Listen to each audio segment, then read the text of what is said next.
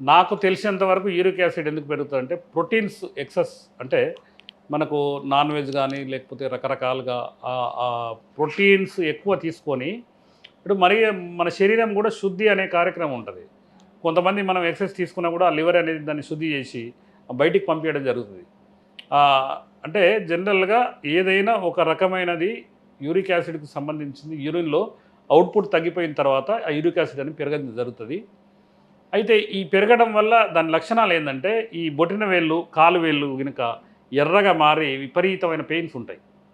చాలామంది నొప్పులకు భరించలేక ఏంటంటే యూరిక్ యాసిడ్ పెరిగిందన్న ఉద్దేశంతో బొటిన వేళ్ళు కాళ్ళ బొటిన వేళ్ళు చేతులై దానికి రకరకాలుగా నొప్పుల రూపంలో వస్తుంటాయి.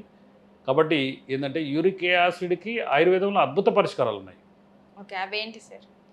అంటే జనరల్గా ఏంటంటే మేమైతే ఇది మనకు మునగ చెట్టు అని ఉంటుంది కదా, మొరింగో అంటారు. మునగ చెట్టు యొక్క బెరడు, వరుణుడు అని ఒకటి ఉంటుంది అనమాట, ఉరిమిడి చెట్టు అంటారు, దాని యొక్క బెరడు, ఈ రెండు సమపాలలో తీసుకొని దాన్ని పౌడర్గా చేసి ఉదయం ఒక చెంచా సాయంత్రం ఒక చెంచా 2 గ్లాసులు నీళ్ళు పోసి ఒక గ్లాస్ వరకు మరగబెట్టుకొని ఇంకా దాంట్లో షుగర్ లేకపోతే బెల్లం కానీ లేకపోతే తేనె కానీ లేకపోతే ఏదైనా షుగర్ ఉన్న వాళ్ళైతే ఒక నిమ్మకాయ పిండుకొని కనుక తాగగలిగితే దానికి మేము ఎంతోమందికి ఈ పరిష్కారం చూపించాము.